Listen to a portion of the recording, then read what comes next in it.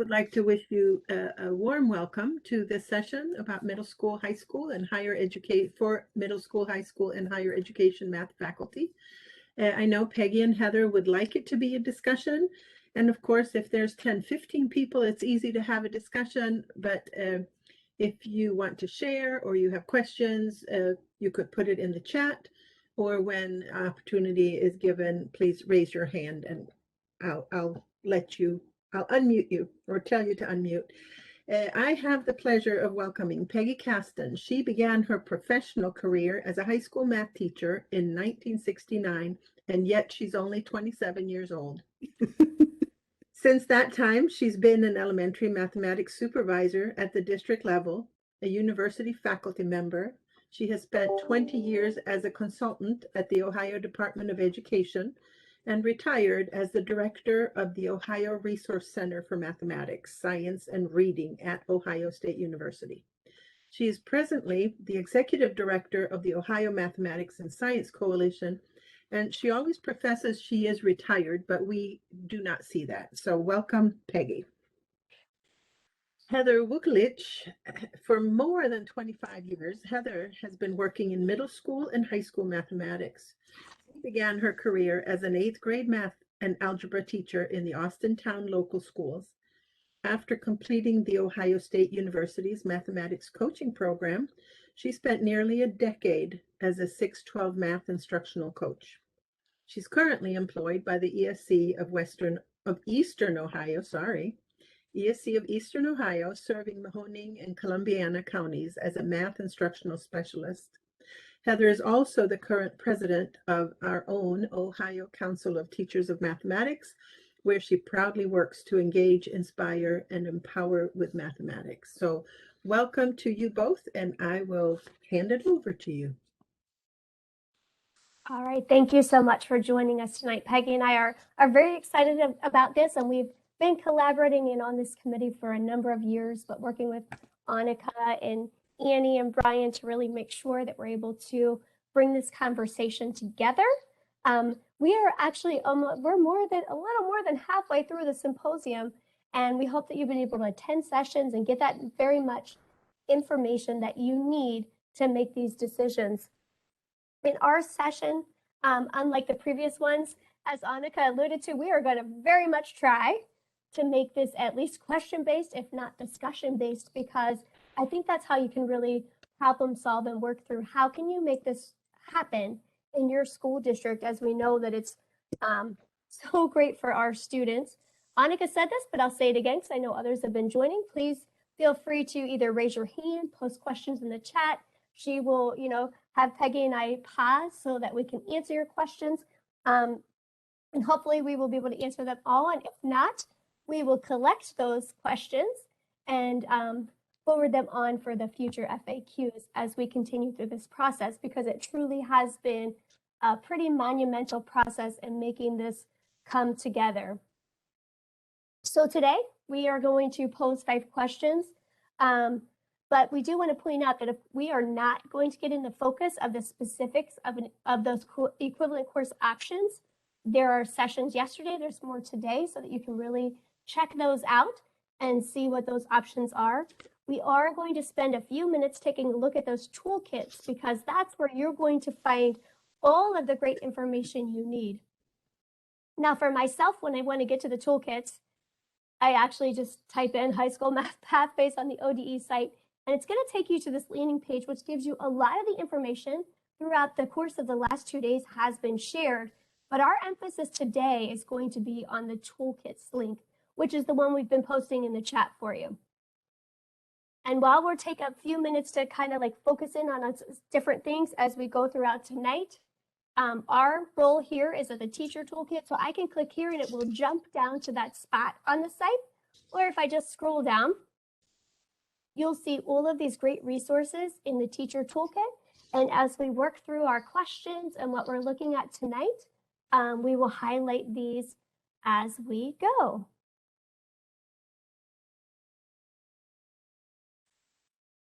I'm going to start with a little bit of maybe background information before we get to more of the specifics. One of the major reasons we're here tonight is that the legislature passed a law that required Algebra 2 or its equivalent for high school graduation in the state of Ohio. This was a well-intentioned effort because the legislators knew that, as the speaker you just heard was saying, mathematics is increasingly important. It's important for success for life after high school, and they wanted to be sure that Ohio students were prepared, so they required Algebra 2 or its equivalent. Now, of course, the issue was, what is an equivalent course to Algebra 2? And we really have struggled with that for several years now. And we've kind of come up with an answer, and that answer is based on the definition of a rigorous course. Now, Heather, can we do the next slide? Heather went away. Okay, I'll talk a little then and hope Heather comes back, because it will be really bad if she doesn't. One of the things that's been happening is, in several of the sessions, they have shown, thank you, Heather, they have talked about the definition of rigor. And I don't know what you thought about that. I don't know if you thought, well, why are they showing us this? What does this have to do with these courses we have to teach? What is going on with this definition of rigor? The definition of rigor is the core of the definition of equivalency. Now, as with many definitions, it's really helpful to see an example. So Heather, would you go to the next slide, which I think has the definition on it, if we can. Yeah. And that's a beautiful definition. But if you go to the next page, and this is one of the things that Heather will point out, these are examples. And just as when you took your math courses and you saw a definition and you thought, I understand every word up there, but I'm not sure I have the essence of it, these things provide the essence of what a rigorous course is. They give you examples of a rigorous course. And so know the definition of a rigorous course, because that's what we have to provide for our students. That's what the equivalency is about. But also, for your own benefit, look at this page, and this is on the toolkit. Heather has pointed it out. So you can see rigorous courses are measured in depth of understanding, not measured by the amount of work. So these are important. These are things that folks who are teaching these equivalent courses should keep at the top of their thinking. So with that, I'm going to turn this back over to Heather. Heather, do you want to take over the slideshow? Annika, can you toggle between the landing page? Also, I'm just concerned about my Wi-Fi. I'm sorry. Maybe. I can try again. Let me try again. Here we go. All right. So thank you so much, because that idea of rigor has been something that we have been very cognizant in through all of this work. And I saw one of the questions in the chat was about that, just as they go into college and what classes they're going into. And that's why this communication between what's happening at the high school level into the post-secondary high school level is so critical, that we really set kids up for success, and that what courses they took are clearly defined with what they mean between the two places. So Peggy just shared with us here this back and forth here, and I just want to show you very quickly on the landing page, that definition of rigor is one of the very first things, because it really is so very important to making sure, here it is, making sure that the courses are going to be based on different standards, which we'll talk about more, but they're intended to have that same level of rigor, complex thinking that would be required to work at an Algebra 2 level. So where do we get started? You know, you're at a high school level. We're talking with, I know that many of the other groups had their own sessions today. And my question to you is, what questions do you currently offer beyond algebra, geometry, and algebra 2? And I'm just going to pause for a moment so you can put some things into the chat. Or raise your hand. We actually have a question Okay. about dealing with the lower end geometry students who gets crushed in regular algebra 2. Todd, do you want to unmute yourself and share your thoughts? Okay. Thank you. Yeah, I guess the question is, we talk about, you know, you get the lower end kid, the order, not so much special ed, maybe have an IEP, but they just walk into an algebra 2 and they just get hammered and it just doesn't click. It doesn't make any sense. So I guess we do have the reasoning course piloted right now, and the lady that does it feels it, and she's just not sure if those kids could walk right in there after a geometry. Or I guess there's just a concern about some of, you know, that little pocket of kid that we have. Not all, but there's just a little pocket of the lower end geometry kid and walking into these classes. And I don't know if it's just maybe a teacher adjustment or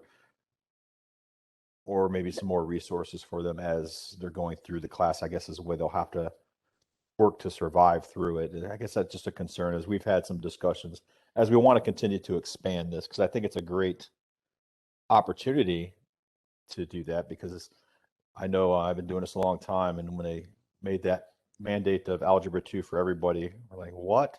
That just seemed crazy, just Well, knowing the math. And so yeah, that's just our exactly concern. to your points. I think honestly, this gives us the opportunity to bring fidelity back to algebra 2, because we all know that because everyone had to take it and pass it to graduate from high school, that and maybe it was by how you did it in tracks, and the highest kids got this, but the other kids got whatever, that we can offer those kids classes that are actually interesting to them, that are engaging, that set them on a path for success beyond their high school. And that's where I get really excited, because like you said, I remember those days when, oh my God, every kid has to take algebra 2. What are we going to do? Because before that, those kids really, actually, I think they only had to have 2 credits of math to graduate high school. Right. And maybe they never had opportunities. So giving them opportunities to be engaged in real mathematics that matters to them, right? And if you're not on a STEM pathway, if you're not interested in going that direction, you know, algebra 2 is your gateway for calculus. But if that's not your end game, what are we doing? Right? What could we offer them that would be more appropriate and more engaging?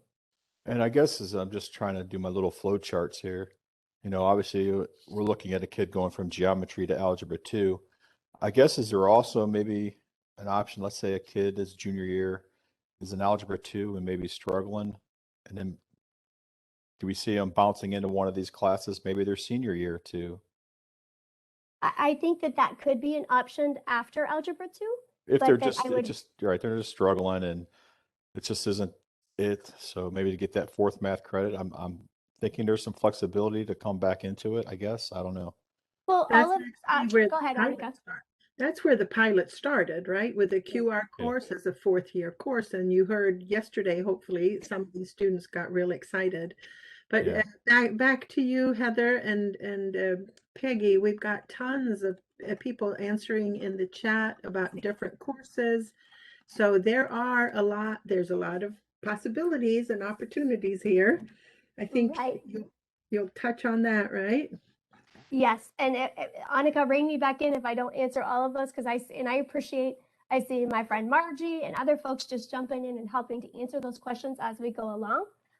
Right. But so part of this was just to think about, in some districts they're offering, obviously you have to have a 4th credit of math, and not everyone is taking calculus or pre-calculus. So what are you currently offering? that might actually fit into one of these options or multiple places, from the stats and probability, data science foundations, discrete math, computer science, and quantitative reasoning, which the pilot that we're doing right now is that MMR class. And so I'm trying to keep track of all of this, so you guys keep me straight here. But so if you have one of these options, how do you know that it actually is going to meet that criteria that it could be an Algebra 2 equivalent? And there are now on that same toolkit page, if I scroll down, notice that there are the Ohio Learning Standards for 4 of the 5 options. And you can see that discrete math and computer science, they're working on those hard, and they're coming next school year, 2022 and 2023. You can also see those critical areas of focus, and that the instructional supports for stats and probability are coming, which really, I would say, because we've been creating that curriculum for the quantitative reasoning, which is our MMR course, and the data science foundations, if you looked at that curriculum, even if you would choose not to use it, you would have a better idea of the intention of that course, how it's supposed to be very student-centered and student-led. So those are just some places that you can go and see what the standards are for the course and what those critical areas of focus include. So now when we think about, and this actually goes back to that question that was just posed, right? How do we really guide students as they enter into this world? We're taking algebra or math 1, geometry, and math 2. We have all of these great options. And how does this work together and complement one another? How do we really advise kids to end up on a track that makes sense for what they truly are interested in doing? And as a mom of a senior son who's been an honors kid who at this moment doesn't know what he wants to do next year, it's real, right? To make sure that we get them into things that will apply to many opportunities. So I want to go back on that toolkit. There are 2 pieces that might help you guide students to what courses they should be in. Of course, once your district has designated which ones they're going to offer, and the hope is that the school districts will offer at least one alternative to Algebra 2. But as you start looking at what you're offering and how you can best meet the needs of your kids, you may be able to offer and sustain more than one of those additional options. But back here on our toolkit page, if you scroll up just a little bit, the student decision tree appears here both in the parent toolkit and up above in the administrator counselor toolkit. It is exactly the same piece, but this really helps kids start to reflect on, what do I want to be when I grow up? You know, where do I hope to go? What do I hope to be able to accomplish in the future?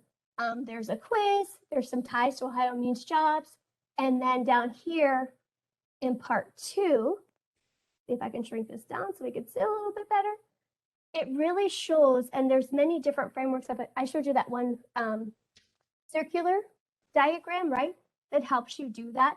But this also is trying to demonstrate some of that flexibility. So maybe after geometry, I'm like, I don't know what I want to be when I grow up. I'm not sure about Algebra 2. That if you take some of these other courses, going back to Algebra 2 is still an option for you if you're going to pursue some type of STEM field when you get to college.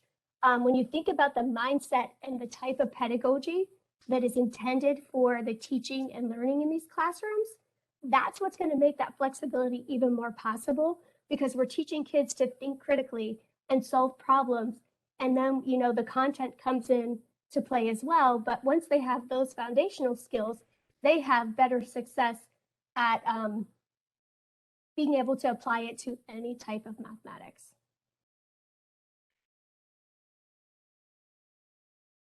Annika, anything over there that I need to be aware of? I see the chat just blowing up, and I'm just kind of going on. I'm trying to respond to something here, so I'll look back later. How's that? I'll just make one kind of simple-minded statement. I grew up in a family, and many of you did, where the question, what are you going to be when you grow up, was common. That's not true for all kids. These decision trees, this very idea that you're going to be something when you grow up, is a very important part of the equity kinds of things that our keynote spoke about tonight. And I appreciate too, and I see that Steve Miller is in our group, so we may tap on him for a little bit too. But we talk about what unfortunately has become our tracked kids and the labels that ensue with that, that oftentimes when you give them engaging mathematics that matters to them, that they actually jump in and step up to the task and get excited about what they're learning. And that really warms my heart, because ultimately we know everyone doesn't need Algebra 2. And that's kind of a new way of thinking, right? But back to Peggy's point before, some of that history just ultimately didn't make sense, but this is our opportunity to write that course, to still offer a very rigorous Algebra 2 option, but at the same time, giving kids options that really matter to them. All right, so as we're thinking about planning for next year, I mean, we recognize it's already November, and in many districts, some of the things happening with scheduling and offerings have already started to work into place. So what's the status of your current master schedule? And how can we look at, if not this year, maybe next year, how can we really start to offer these additional opportunities for students?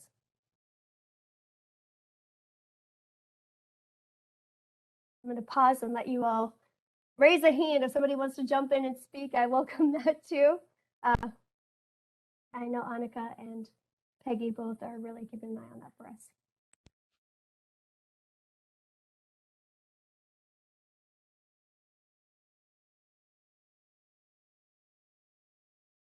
I don't have any hands.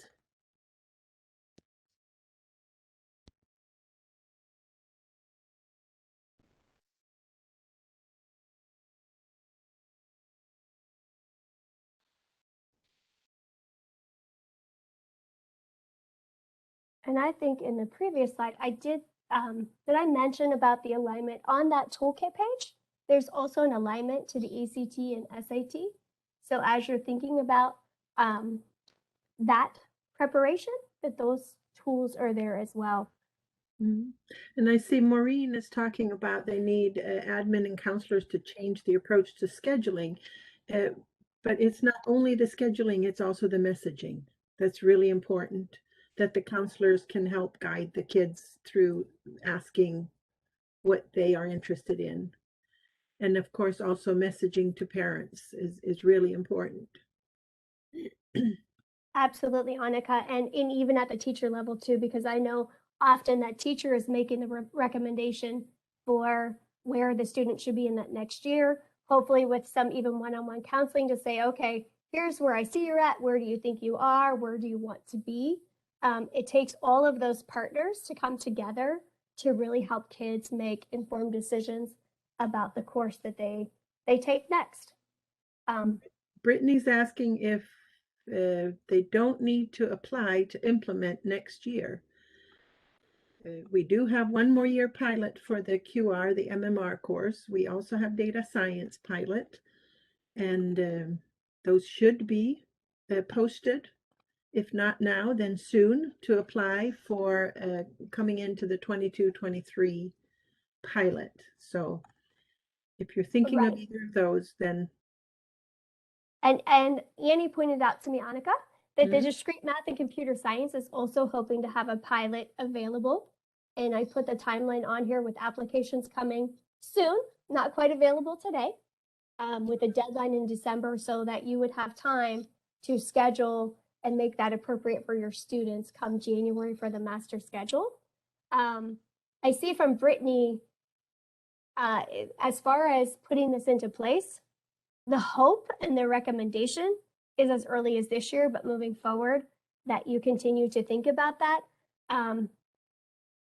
Sadly, it's not a requirement at this moment, and Annika and Peggy jump in on that too, but it's just really a hope that we really think about what our students need, what's going to interest them, engage them, and inspire them, that we put at least one of these courses in place to replace that Algebra 2 option.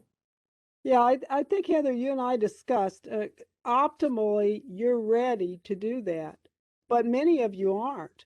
And so rather than doing the wrong thing, if you need to take it a little while to do the right thing, I think that's acceptable, is it not? I think that that's honestly responsible, right? So if you can look and say, hey, wow, we're already offering a probability and stats course, for example, which I know is, at least in my area of the state, a little more common. So let's look at those standards. Let's look at those critical areas of focus and see if the course that we're teaching already checks that box. So then that could be an offering for next year. So kids have algebra, they have geometry, and they could have these two options. I love the MMR class. And I would encourage anybody who's remotely interested in applying for any of these pilots. The training and pedagogy is there, the resources will be available. And it really just opens those doors as to what you can offer students. I believe in some districts, as they've kind of broached this, they've done it with maybe 1 or 2 sections, not like huge sections of students. I know. I noticed Peg. we had I'm sorry. I noticed we had a question who said we have only 2 mathematics teachers. How do we decide which course to offer? And we could weigh in on that, but Heather, do you want to address that? Because I know you've worked with schools. And so I would just say, stepping back and being really reflective of what are you offering? When we look at different tracks of the same class, is that really a different class? Or does that open an opportunity to truly offer a different class? Or is the class that we've been teaching for a really long time that maybe isn't aligned to any of the standards we've talked about today, that needs to kind of be kicked to the curb and make room for one of these other opportunities for kids to learn and engage in mathematics? Yeah. Again,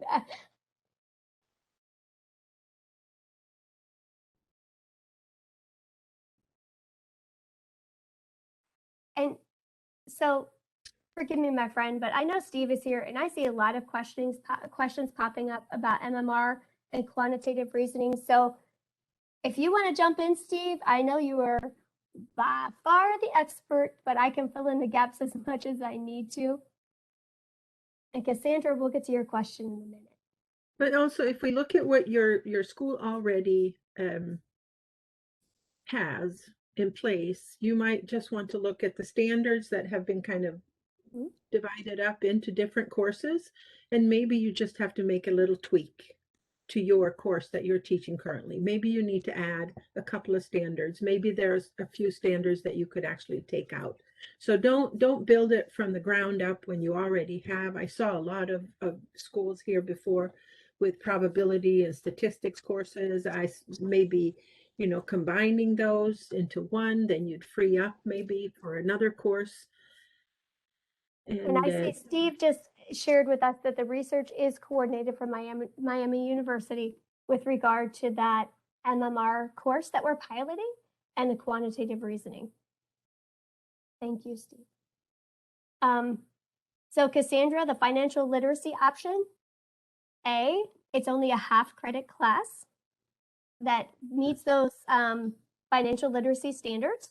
It can be taught currently by a social studies teacher licensed after 2013, a family and consumer sciences, or a business teacher. They are still kind of working through that legislation and defining there is a validation process for teachers outside of that content area. That half credit course cannot be used to replace Algebra 2 in any way. It's not one of these equivalency options at all. It's a half credit course. And it can live in your electives as part of your 20 required graduation credits, half credit elective, or it can count as a half credit of mathematics. That is what was just recently passed into law.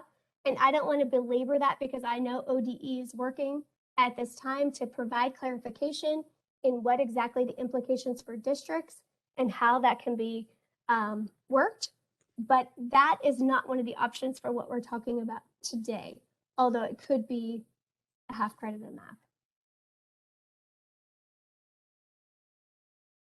So the financial literacy applies to incoming freshmen of 2022. So they will be graduated in 2026. So that really does give districts a little bit of time, because I know often freshmen do not have a lot of flexibility in their schedule between all of the required credits of freshmen.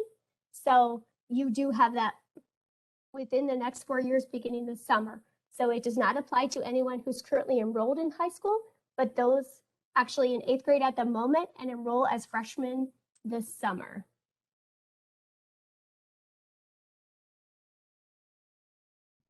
And I see a lot of comments in the chat too. In smaller districts, I so appreciate, I really do, the challenge. I was just speaking to a teacher who has a 4.9 person who could pick up algebra, and she picks up every other high school course. So I think it's really stepping back and asking, what are we offering? What's going to be most successful for our students? Or most, well, set them on the path for, truly success beyond high school. There are a lot of local decisions to be made there, and it's real, that struggle in making it work, but I've seen it kind of be a struggle in large districts too. So just really saying what's best for our kids. Peggy, you're shaking your head, jump in. Well, no, I'm agreeing with everything you said. I think that requiring Algebra 2 for everybody caused lots of problems. I think this is going to help it, but I think we have to be creative and flexible and do the right thing by the kids. And that's why our next discussion question that we had talked about is really, how flexible is your pathway now? You know, depending on where kids drop in on your tracks or courses offered, do they have flexibility to ever get out of that track? It's just all part of the process of stepping back and looking at big picture. What are we doing and how does it impact our kids? Are there any other questions we should be checking in the chat? Because I know there's a billion. And I appreciate the feedback, and Steve, your comments. You're definitely the one. So thank you so much.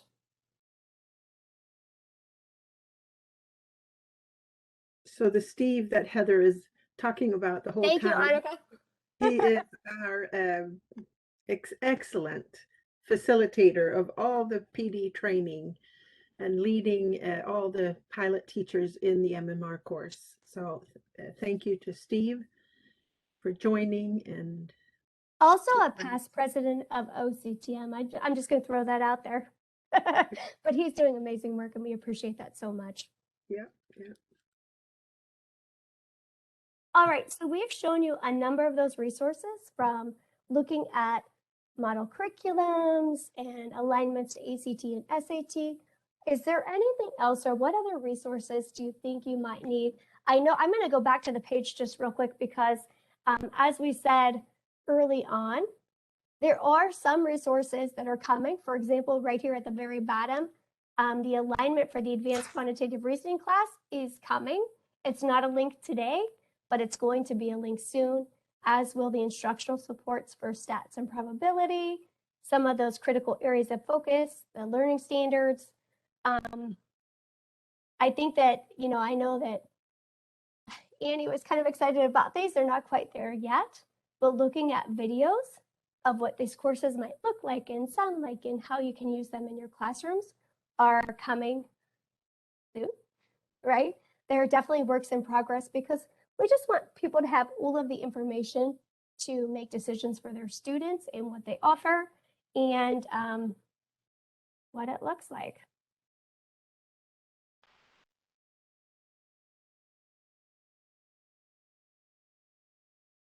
And then I think this is one of our questions from early on, is what does this look like for higher ed? And just opportunities for collaboration, for professional development, to ensure that we are truly setting our kids up to be successful as they exit from high school and the courses that they've had and been successful in taking.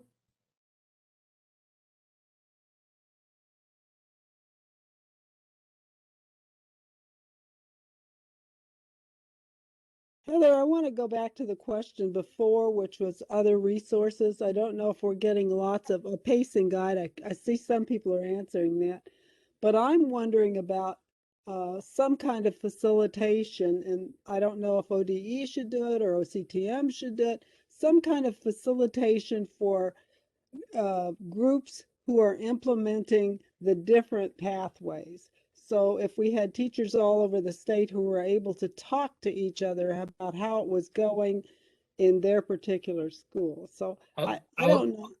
I'm interested to know if the teachers would like to talk to somebody else doing the same kind of thing. I'll just jump in, Peggy, and add to that because for the MMR course, and I tried to put it in the chat, I just don't type fast enough. But we have a 4-day summer training for teachers to orient them. And then we have quarterly day training. So there's 4 days during the year. And then we also have Wednesday, at least this year it's been Wednesdays. We have available meetups. And so we use Zoom. And we have 3 different time slots that teachers, based on their availability, can join. And so we have conversations about what is going on, what's been working, what advice you'd like to give someone else that was teaching this, an opportunity to ask their questions. And then we also keep a Google Classroom where teachers can go on and share their questions and get responses. So we've kind of made a little network internally. We also have a shared Google folder for which teachers, if they create something that is beneficial, especially last year when we did so much remote, teachers would create Jamboards and create different features and would share them across the state. So yes, we've kind of created a whole network that I would say that the teachers, especially those singleton teachers in a district, feel quite supported. If they're teaching MMR, there's a lot of people that will be there to support them. That's exactly what I was talking about. And I hope that can be facilitated on a large scale. And I hope you do it because you're great. Steve, hi, this is Margie. Can you speak to, someone asked something about because there aren't textbooks for these courses, what will they do? Can you speak to the fact that you're also providing materials and all the lessons and everything? Yeah, and I saw Jen tried to add to that as well. We have written the entire MMR course, and all you need is to be a part of the pilot is you get access to all of the lessons, which have the student handouts, have the teacher notes, have objectives not only for students but also objectives for teachers. All of the things that you need are included. We also have extensions. We have quite extensive.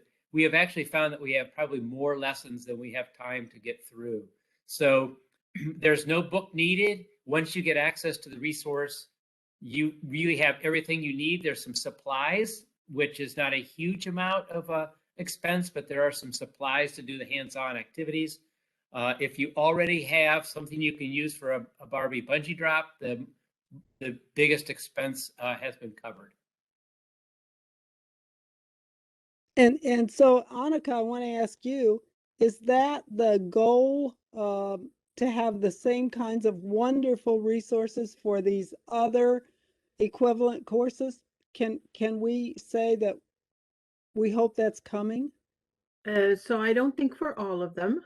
What we've been working on are the standards, and then we have the data science pilot. And I was wondering if we don't have somebody from the data science pilot in with us. We had some students yesterday that could talk about that.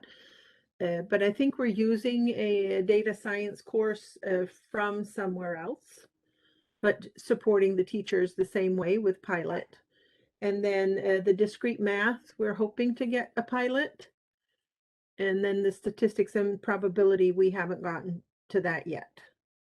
But as Heather said, the statistics and probability is less problematic in a way because it's been around a while. Right, right. So it is almost time to wrap up here. And I know we have a million of questions, and we have a Padlet that I have shared a couple of times. I will post that again here. And that is for questions. So Annie and our math team that is available is answering questions there. And there might be questions that you have that are already posted so that there are answers. So please go to the Padlet. Please keep that link because it will be open, you know, even after the symposium is over. And then we had some issues yesterday about leaving a session and going into another session. So I just want to make sure that everybody knows that when we close this session, you really make sure that you leave the meeting and then you go into the link for the next meeting. And so right now we're getting ready to join the teacher panel, which is going to be exciting. I just want to jump in real quick, Annika. I see Mhm. that Jeff has shared with us that he knows the discrete math computer science is trying to put together similar resources to MMR, which is, I think, what you just said. And I Yeah. don't want to close this session because I really appreciate Steve Miller and jumping in and the work he's doing with MMR because it is amazing and we respect you. But honestly, thank you because we kind of put you on the spot a little bit, but I hope that that information was really beneficial for you all in attendance for this session. So thank you, And Steve. thank you. Yeah, and thank you, Jeff, for Mhm. getting in there. So with that, I'd like to thank Heather and Peggy for leading us. We were a great group. I had almost 150 people in the participant list. Hope you enjoy the rest of the evening and hoping to talk to you and see you later. Thank you.